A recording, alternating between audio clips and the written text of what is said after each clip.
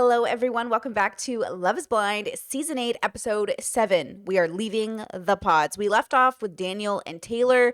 Let's see how Daniel reacts to Taylor confronting him about the Instagram follow and unfollow. All of the things that we talked about are all on my Instagram as well. It just really scares me.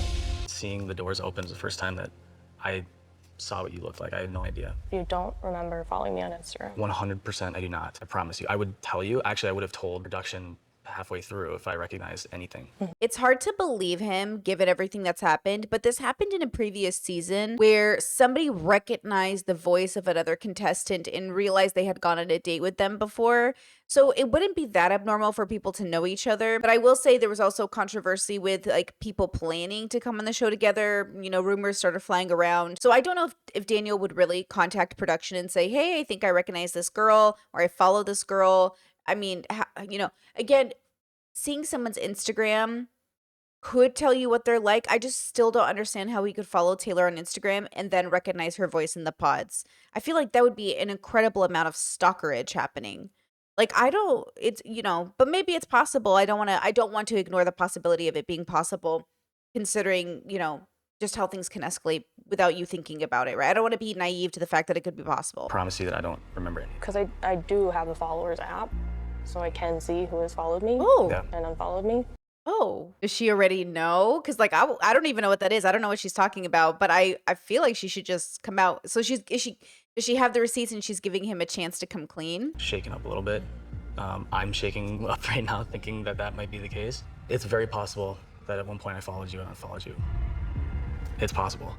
I don't know why I would have. I am curious on people's following habits. Like, I notice sometimes I'll be following TikToks that I don't follow anyone on TikTok, right? But then my feed will be like, you're following someone. I'm like, I'm following somebody. And I realize I must hit the button or something, but I don't follow anybody. So when I follow a single person, it looks like I'm endorsing them or something. And since I'm a public figure, I'm a little bit more anxiety induced, I think, with who I follow, just in case people think it's like an endorsement. But on Instagram, I think it is easy to accidentally follow and unfollow people. And if they had mutuals, I could see him going through his mutuals contacts and then liking it. I don't know. I'm trying to put myself in his shoes, even though that's not a habit I have and not a habit I'm sure many of you have.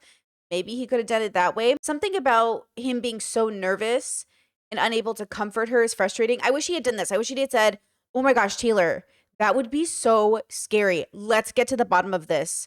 Because honestly, I don't know, did that happen? It could have happened.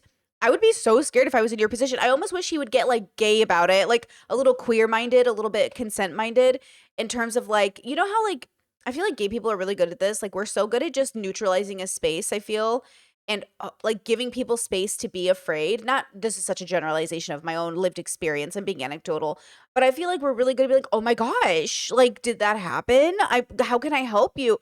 Versus I do think straight men are raised in the world to be especially defensive and especially with all these women are falsely accusing me, #me too.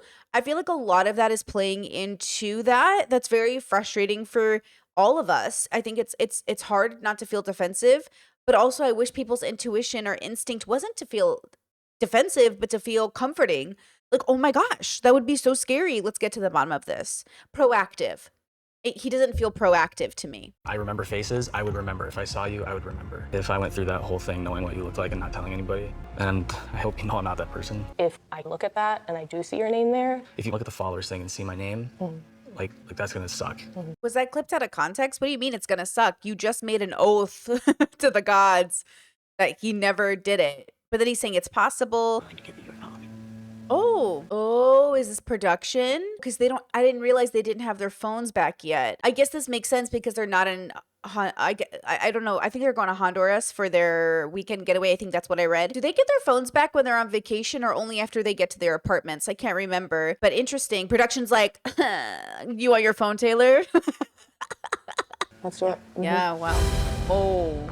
I wish I could say for 100% certainty that I didn't follow you or unfollow you. I don't like the whole I remember faces. I would have remembered if I followed you. And then I don't know if I unfollowed you. It's what are you doing? You're making it worse for yourself, Daniel. Is there Wi-Fi? She doesn't have data on her phone? Girl. Bueller. Is that a Ferris Bueller reference? That's a lot of followers. Wow. Very humbling.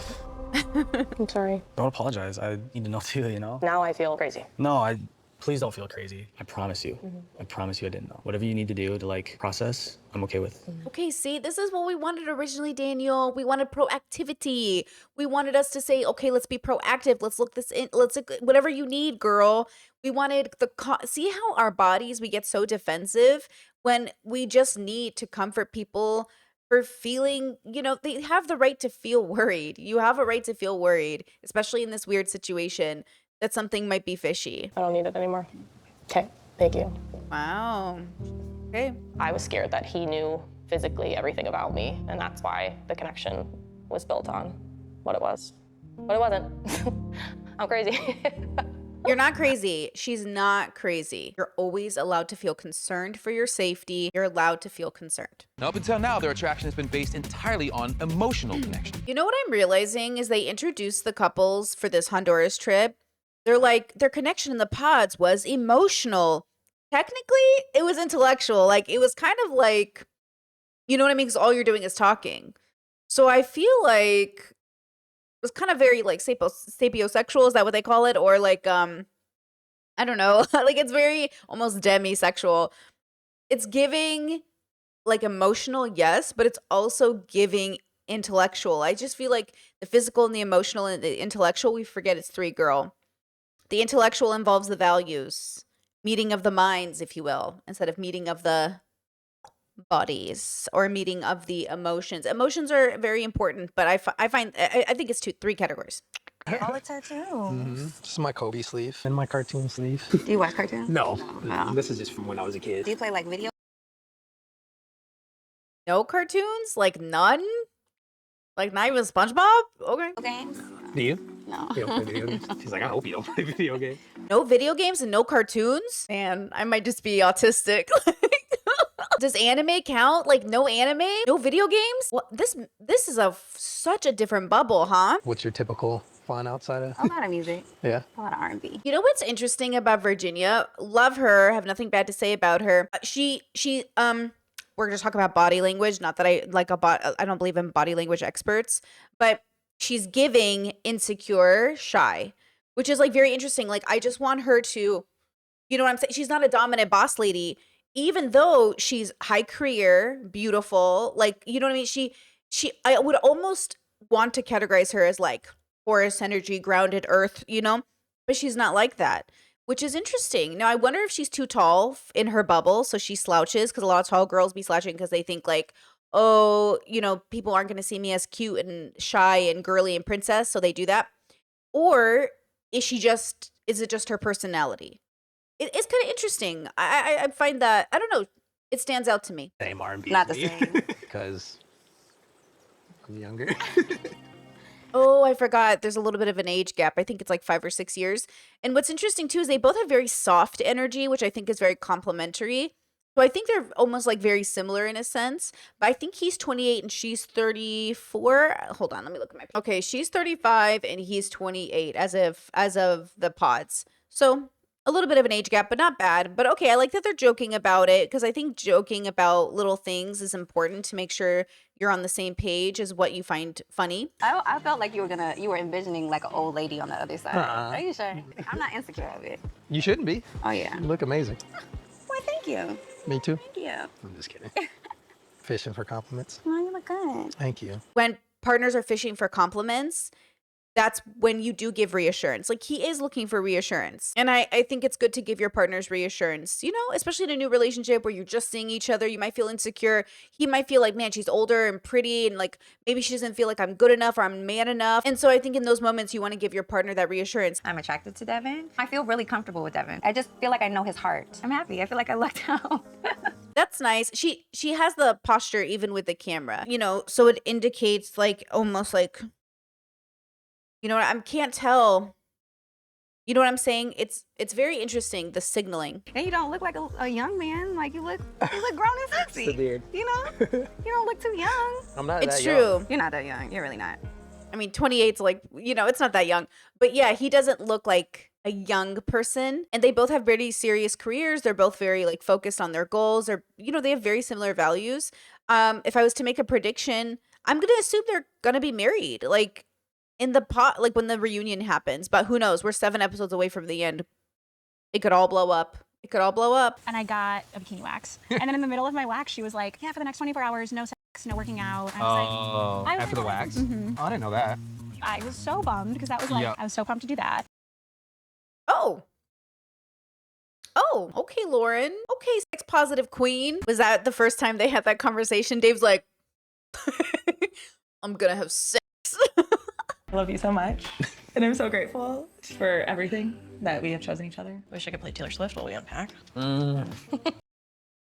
You know, it makes sense. My height, that was a big thing. How I'm tall are tall. you? Yeah, you are I'm like 5'10". I'm like tall for the average woman. Okay, tall queen. Okay. Yeah. I was worried that like you would think like, oh no, she's an Amazon woman. First of all, who would not want an Amazon woman? Thank you. Thank you. I knew this girl in my early 20s. What a queen. She was 6'4", and she still wore like multi-inch heels and would like bend under doors. And she's like, I'm not going to not wear heels because I'm tall already. And I love that for her. So I keep like just touching it back. No, this is very comforting. Good. I don't know, am I too comfortable? No, Okay. no, it's helping me, for sure. Okay, we do take for granted. This would be mortifying for most of us. First time I ever saw my partner, or met them in real life rather, because we met each other on the internet, I would never have wanted to share that with anybody. It was so intimate, and so personal, and so great. But it was so intimate. Like I'd never been more intimate with a person in my life. And I just couldn't imagine sharing that with anybody. I think that's what's so interesting about a show like this. What kind of a person is able to do this? Because the camera guys are literally just like standing there. Have you seen the TikToks pretending to be Love is Blind cameramen are my favorite. But literally they're just like standing there while people are, doing this. There's just no privacy. And then now we're watching it. We're in their most intimate of meetings in a sense. And I know the cameras turn off and I know they have time to be alone, but yeah, as a content creator, I could never share that form of intimacy with the internet. And I think that's what's fascinating. Basically, the same people that, like me, who'd say I could never do Love is Blind, I'm sure that the same people who are like, I could never be a YouTuber. Oh, you just like, you're streaming, you share so much about your life. Like, I could never do that. And then I look at them and I think I could never do that. Isn't that I love the bubble difference. Scale from 1 to 10, like how awkward do you think? Not awkward at all. Okay. Just be yourself. You're good. Lies, 4. 4. Don't lie to her. Don't be like, you're not being awkward at all. It is literally awkward. You're both being so awkward right now. I'm awkward. I feel awkward. I'm going to say a solid 4 to 6, depending on what her top awkwardness is. This is why I do radical transparency in my marriage. So when I say, babe, am I being awkward? My partner goes, yeah, I think you are. Like at least 10% awkward. I'm like, okay, I feel it. Because one way of feeling seen is having someone accurately confirm that they're seeing the same thing you're seeing, assuming they do. I don't want them to lie. If they really do see it, to say, yeah. And then you guys can confirm reality together, because we do rely on our companions. We do rely on our friends and family to confirm reality. We depend on the people in our lives to agree that like we're seeing the same thing, right? So it's, I don't know if Dave means that to say for feelings, because there's nothing wrong with being awkward, by the way. Like a lot of us are awkward a lot of the time. I think it's just, I wonder if that's a reflex for him to like, oh, you're not being awkward. You're beautiful. You're great. Versus, you know what I'm saying? Like, what's the harm in saying like, yeah, you are being a little awkward, but I mean like, we're literally being filmed. So much easier said than done. I know it is. Like I can go into this too and be like, That's what I'm here for. you're just now. here hanging out with your fiance. Yeah. It's fine. Like, this is Dave. Like, this is the person that I just agreed to marry. Like, it all makes a lot of sense. But that's so much easier said than done. It is. Are you not a light sleeper? I think I'm a pretty heavy sleeper. I guess I don't really know. I guess I don't know. I will tell you. I will tell you all the Tell me things. tonight. I will. Joey's, like she'll ask him a question like, are you, do you snore? And he'll be like, I don't know. And she'll be like, are you a light sleeper? He's like, I don't know. And I'm like, do you know what, Joey? Like, what is happening? It's like, there's like, he's just like you know what I mean? It's so interesting. Yeah. This is such a specific category of person. It's like very wholesome, but it's also like, how do you not know? It's because he grew up with siblings, right? So I feel like that's how I know if I snore or not. Like my siblings know, because we shared bedrooms growing up. Like I could tell you which one of my siblings snore or sleep talk or sleepwalk. So it's kind of interesting that he doesn't know. Look at your voice. It's like hitting me again. I'm like back in the chest. It's like your face. I'm like putting it to your face. It's wild. I was worried that it would be different than like the connection and the pods. I didn't think like how it would be different. Yeah. I was just worried that Okay, now they're having like a kind of serious conversation, and now the energy's gone down, and there's more of a grounded tone, and they're conveying like a seriousness. Interesting. Okay, so this whole episode's the body language episode, apparently. But yeah, isn't that amazing how when we're communicating something more serious, there's a tone shift. We're not up here anymore, we're down here. And there's like a groundedness to it. Yeah. This is the first time I've seen them in my mind, like actually having like a real conversation. it would just be different. Yeah. I just didn't know what to expect, but it hasn't been. It's Yeah. been like even better. Same. Which is like, and the positive was like, it was really good. Like it was really good. Nah, you put Aquaphor all over your face. Yeah. I do that for my tattoos. I didn't know you should do that for your face. That's why I got hooked on Aquaphor, is I have a back tattoo, and the artist told me to put Aquaphor in my tattoo to help it, and it did. And then I started using Aquaphor for everything else. I've switched over to mostly having Vaseline in the house if I need it for stuff, and then like obviously a moisturizer at the base of my skin. I'll look at you all night. You know what it is about Virginia? She just looks down a lot, and when people look down, it's like it could signal a lot of things. It could just be that she's shy, but she does look down a lot. But when she looks at him, she looks happy. The smile's reaching her eyes. She looks happy. I do think like it takes so much for me to be like honestly physically attracted to someone and like emotionally too. attracted to them. It just takes a lot. I agree. It takes a lot. And I also have been very like picky physically. It's just kind of how I've been. I hate admitting that too. That was partially why like when I came to the experiment, like that was part of it. And I told you that in the pods, I believe. I really wanted to like confront myself and like challenge myself to be like a better guy, like be a better person. Like that stuff isn't that important. So I like look them up on like their Instagram, and then I'm like, actually never mind. Yeah. You know, like you don't even like take that next step to like go on a date. Yeah. Because there's so much information. Right. So it's like a lot of people probably, myself included, like probably pass on people that they could be a really good fit for. Right. I don't know if I believe that you're a really good fit for you is a person who would ignore an Instagram because of the way you look. Like, look, if you see people, how do I say this? Obviously, the way we signal to people will convey the group of people we're in. So earlier when Virginia and Devin were talking about, do you watch cartoons or video games? They said, no, that's a very specific category of person. Probably not going to end up with an avid Twitch streamer who games or an anime fan, right?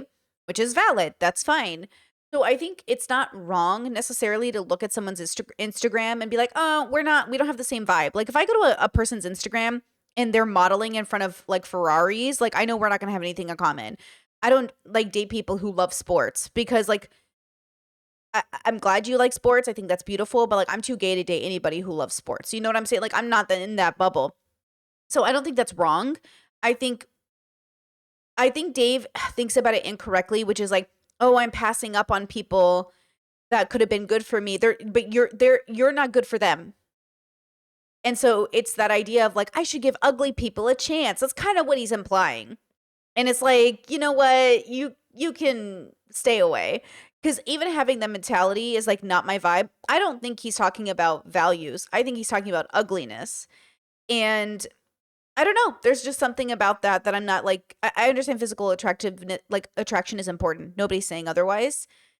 I just think there's a level of shallowness that Dave has exhibited and told us about that is at such a level that the right person for him is going to have little to no patience for this part of him. I feel like he should outgrow this part single. Does that make sense? This is not my problem.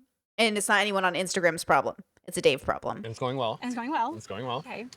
I want her to ask, would you have liked my Instagram or would you have not found me attractive? Because I do think that matters. Like, I think it matters that your partner finds you attractive in the way that they, or at least are open to finding you attractive. If, let's say they're demisexual and physicality is not really like the main focus. It's just like the idea that when they look at you, you're an option, I suppose, versus saying like, oh, I got the ugly girl, but she's got a great personality. You know what I mean? If people were to look at you, be like, Ben, obviously Love's Not Blind. She's a smoke show. Oh my God. And I'm just like, yeah, but I believe it or not. It's interesting how affectionate and fun and loving Ben and Sarah are. Like they're very physically affirmative. They're very happy. They're very confident. They both have really strong body language. Like they're very in it, which is interesting because I got a little bit of a spoiler about their relationship, so kind of funny. But it's also they are the most like. Do you see how grounded? Like their body language is like zero insecurity. Just like I'm here, let's fucking have fun, let's go. I mean, vibes, regardless of how it might end, vibes. I knew that it was something that I wanted to speak to you about. Like I wouldn't have felt confident moving in either direction had we not discussed it. Yeah. I don't regret having the conversation, but I do regret the way that I handled that conversation. You handled it the only way that you could have. Like, I know, but looking back, like I wouldn't handle it that same way. don't feel bad. Okay. So they're talking about the situation with the Instagram and they are having a really nice discussion. Just a really nice, open, communicative discussion about how awkward it was. Taylor says she would have handled it differently in the future. He says, don't worry about it. You handled it the best way you could. You know, it's fair. They're reassuring each other. They're talking about it. It's, you know, it's nice. It's nice to see. I do sense a little bit of insecurity or anxiety from her. But I think that that's just her. Maybe she replaced things in her head. I mean, I get it. So other than that, I mean, eventually I hope she does like kind of let it go. Unless she's thinking maybe he is tricking me. Then in that case. But I think, you know, I think he's not, I don't think he's carrying it with him. On my spiraling mind. I got you. Because it happens. Yeah, She loves a good spiral. Okay, so she just said, I love a good spiral. She loves a good spiral. So she is an overthinker probably.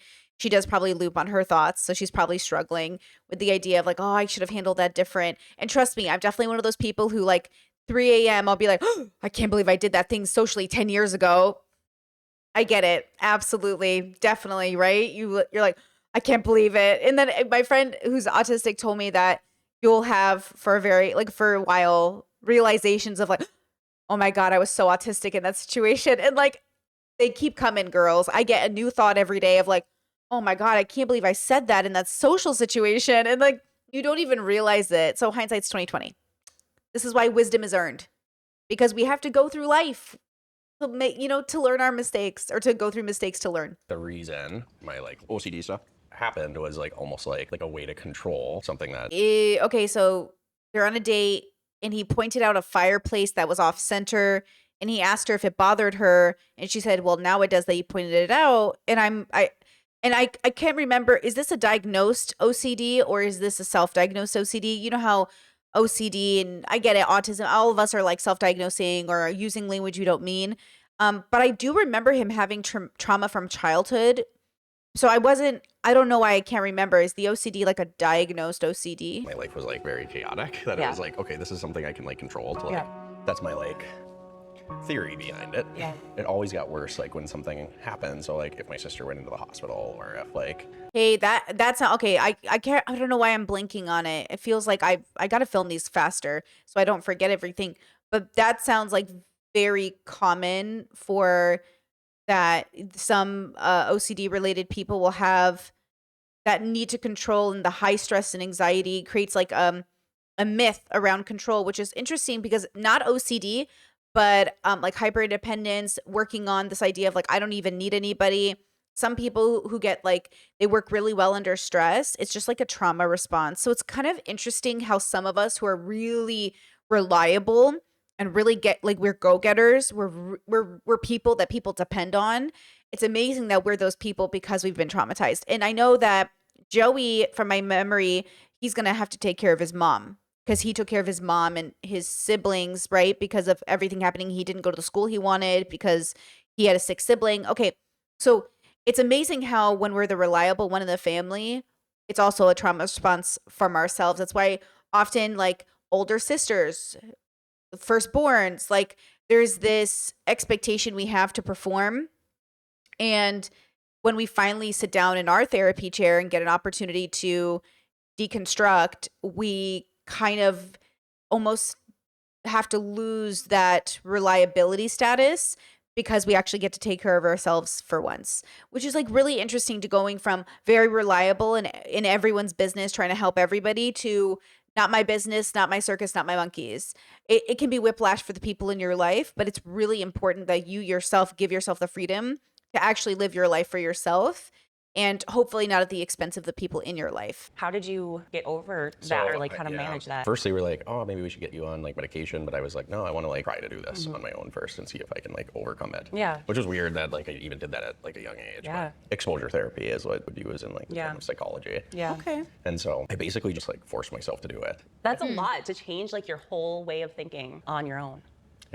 Interesting. I don't mean to be picky about language, but if he was going to therapy, he didn't do it on his own. We never do. Nobody does anything on their own, guys. We all rely on community, education, professionals, you know, love, support from our family.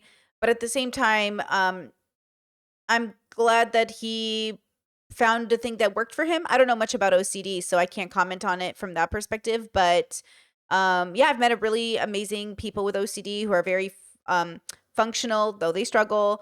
Some who, you know, even hear voices and some who don't. Some who are college graduates, some who aren't. Like I've met so many different kinds of people with OCD, diagnosed OCD. And it's a unique and specific relationship with self. So I'm glad that he's sharing because it kind of gives like positive exposure, I think. At least the way that he's talking about it. But I just want to say out loud for all of us that going on medication is not bad. You know, getting help isn't bad. Seeking to do it with somebody is never bad. Doing it on your own, I know it sounds good to say out loud, but I core believe that nobody does anything on their own. Like I would never say that because there was a medication for my BPD that I did it on my own. I would say that I did it with the help of my therapist and the support of my family and friends. And obviously, like I had to do the work, so like give yourself the credit, but I didn't do it alone. I was a weirdo.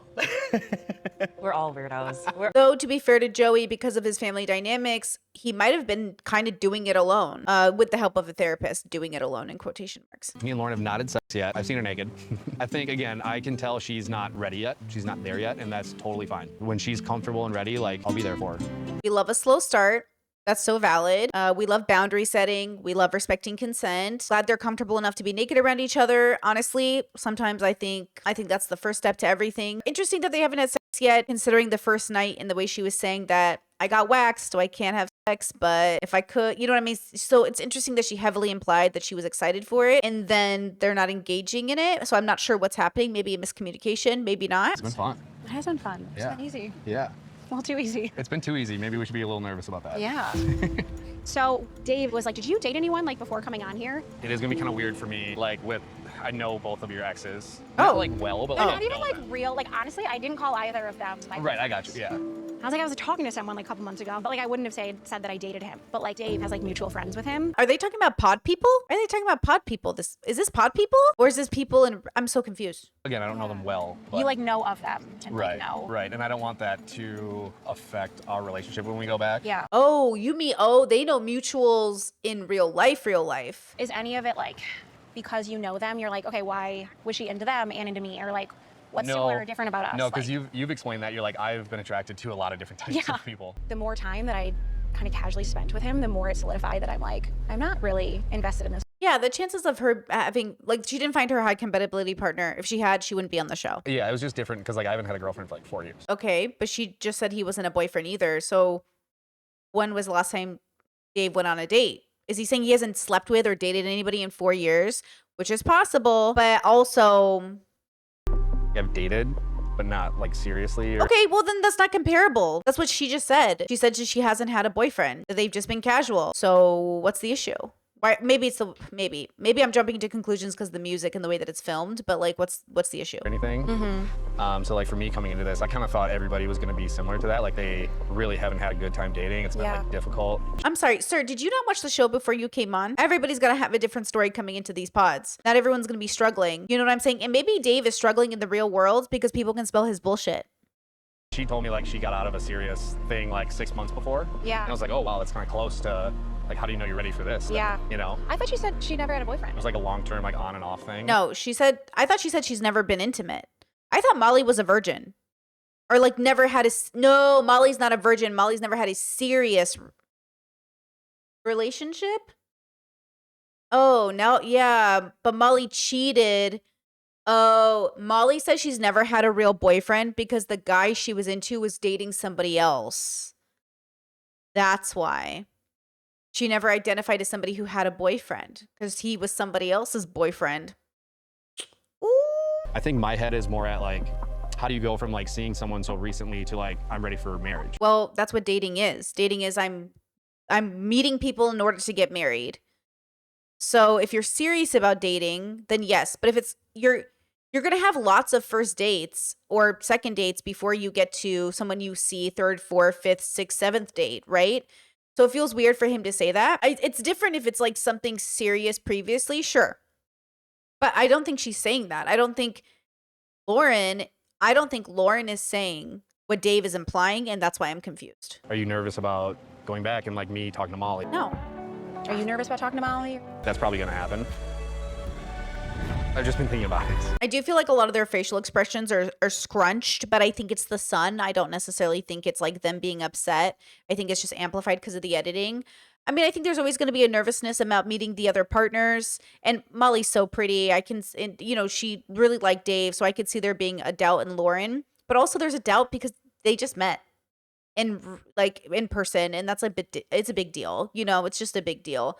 So I'm not surprised if there's concern ultimately. Okay, that was the end of the episode. So she got a little scrunch face. David's concerned. I'm still a little confused on the editing and why they were having that conversation. This whole episode is very much like body language, how people conveyed and communicated and, expressed their feelings. I'm glad to see overall that everyone seems relatively okay. I mean, obviously Dave is giving us the first red flags because it's Dave, but I would say everybody else feels really comfortable right now, and I'm excited to see where it goes. And I'm curious because, now that I think back on some of these seasons were so toxic in comparison to this, and it's always interesting to see who's going to have the most toxic communities. I also want to note that Love in the UK was very not toxic compared to America Love is Blind. So I think that's kind of interesting, the UK one versus this one. Excited. I hope they do a season 2 I hope they also do season 2 of Queer Love. Oh my God, that'd be so excited. I know they did Ultimatum for Queer Love, but I would love to see Love is Blind queer. Pansexual queer Love is Blind. That's the right there, girl. I'm going to eat that up if they do that. I'm excited to see how it changes regionally, their friends, their family, how they have conversations. We'll see how it goes. Okay, guys, thank you for being here. Thank you for liking, subscribing, and special thanks to my patrons and my YouTube members. You guys help make this content possible, and it really means the world to me. I will see you for the next one. Bye.